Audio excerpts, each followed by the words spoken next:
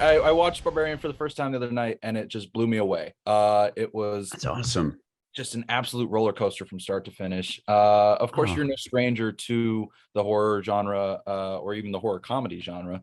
But what about Barbarian? Really spoke to you to want to be a part of it.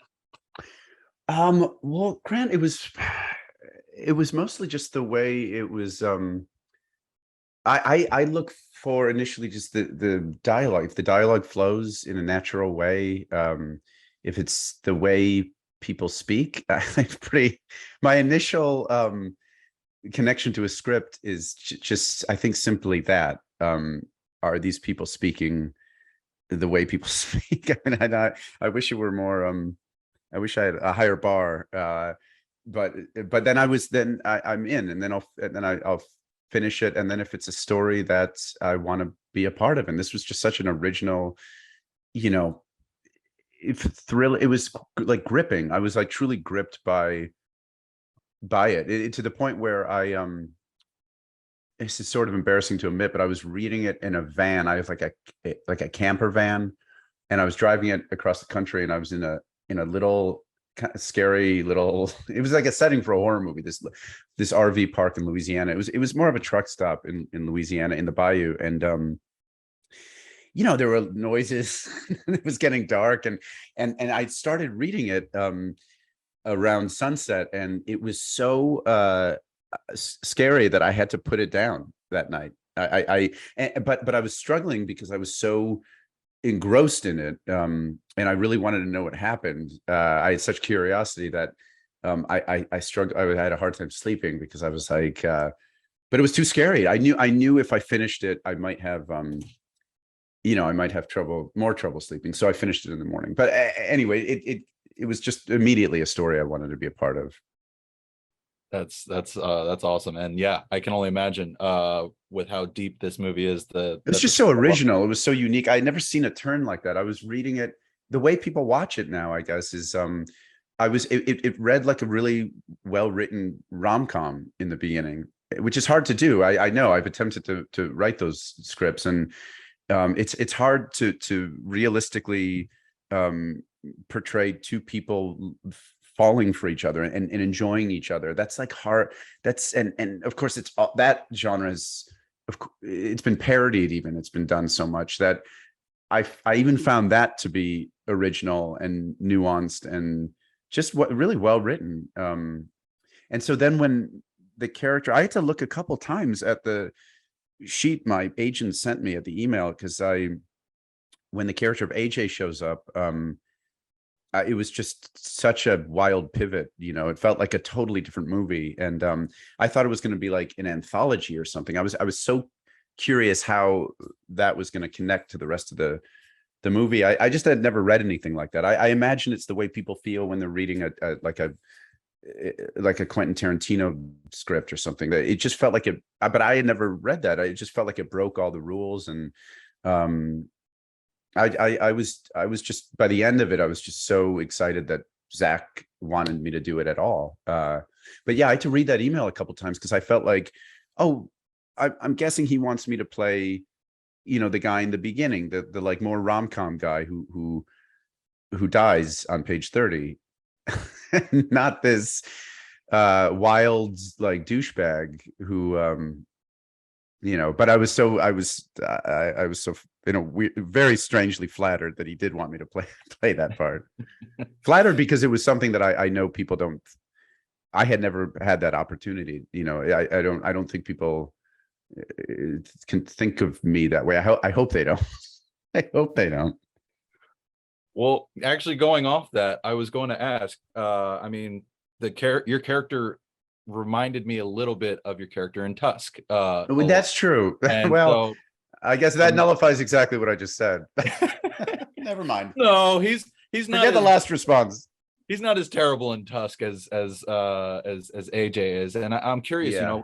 as a performer for you, I mean, did you see those parallels when you were, kind of putting it all together, or? A Tusk, I thought of him as more of a I should have, maybe. I guess you're right. They're similarly narcissistic. Yeah, I didn't though. Tusk felt to me more like, you know, and I remember talking to Kevin about this because it wasn't on the page. I remember he actually did much more AJ like things. He would go and sleep with all these women on the road. He was very like, he had a I think he would go and like he would be really like unfaithful. That was kind of his thing. He there was this whole like sexual infidelity component that I thought was it would make it too hard to care for him, I thought. Whereas if he were just like a bully, I thought that might be a more accessible way to show that somebody's lost their humanity, is that they've lost compassion for other people. The sex thing, and this was in an earlier draft of Kevin's script, it felt like too, I don't know, it felt like for a lead character to have that. And then here we are with AJ, and he does this heinous, like, you know, this sexual crime. But no, I hadn't drawn those parallels, but I guess there are very clear ones. I just felt like what AJ does is so it's just on a different level of despicable, you know. The Tusk character made fun of people and he teased people, and it's gross, but it was still in the name of entertainment, or at least attempting humor, you know. But this guy, I don't think I'd ever played anyone who did something so awful. And I remember that day having to confess that in the scene was a tough one, only because I try to connect, you know, I try to find the truth in any scene, and it was hard to, and this guy was experiencing shame from something that was I could not, fortunately for people in my life, I had no frame of reference for, you know. And so I kind of had to go in a little blind, and sometimes when you do that, you feel like maybe you're acting too much, but I don't know. I just trusted Zach. I trusted that Zach Zach has a very strong instinct about what is truthful, and whether it's in the writing or in the acting. So I saw him calibrate other scenes that I was doing with an eye for realism, and so I just really trusted him. You know, it went a long way, especially with a character that I wasn't all that accustomed to playing. Yeah, since Tusk, I guess. Well, you played him really well, and I mean, again, Thanks, Graham. I felt hints of him, but I didn't necessarily think like, oh, this is just Tusk all over again. Yeah. AJ's far worse. Oh, yeah, good. Yeah, I think so. One of the things I love about this film too is the mother, and I mean, Yeah. she's just horrifying to look at. And I'm curious what was your first reaction like on set when you saw her?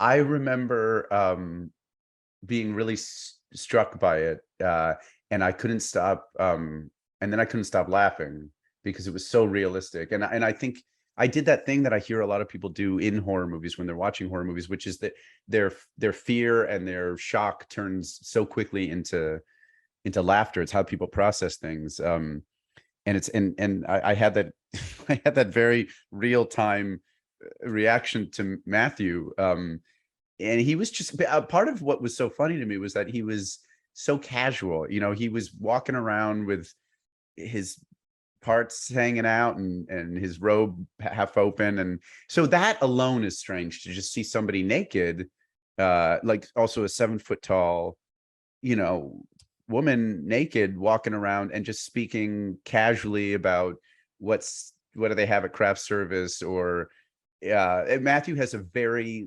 light-hearted way about him. He's got a very like light, friendly, kind air. You know, he's a very gentle person, and sweet. He's a sweet-natured person, and so the grotesque imagery of the makeup and all that, juxtaposed with just how casual and like happy-go-lucky Matthew was being, was fucking hilarious.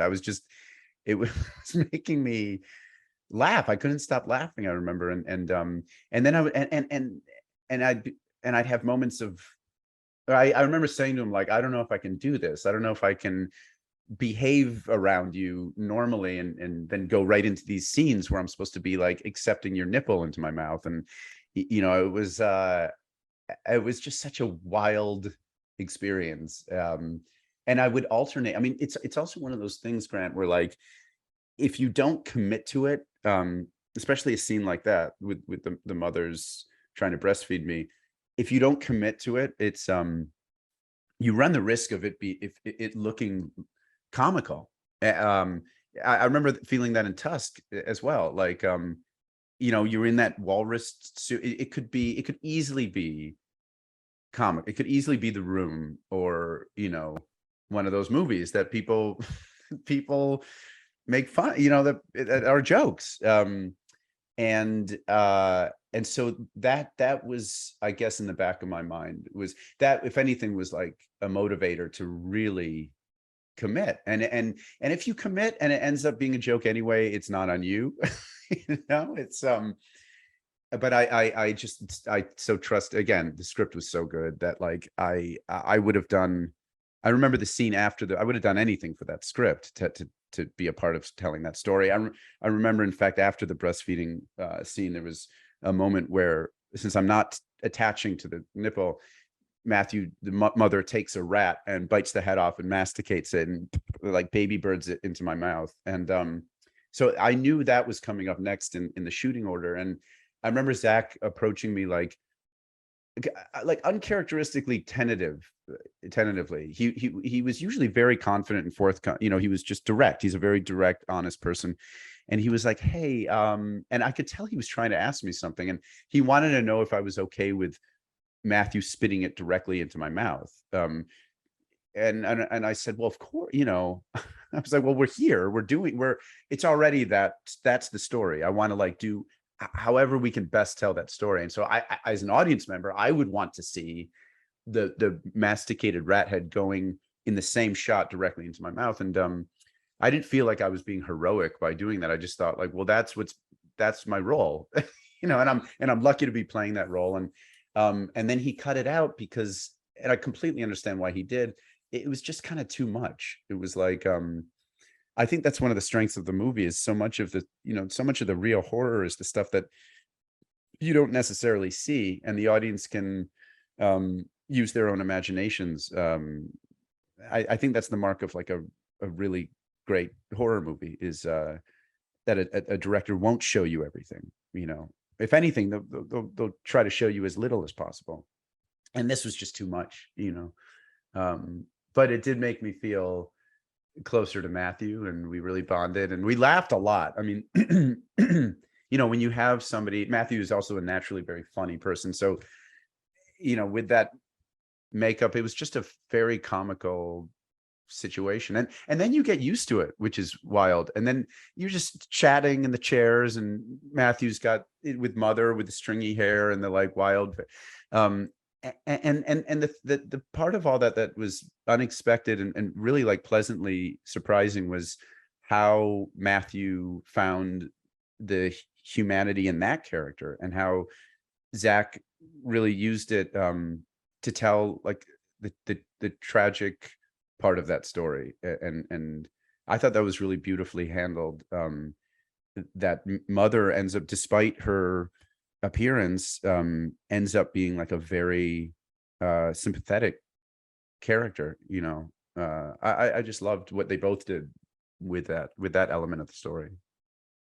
Well, I love what you all did. Thanks.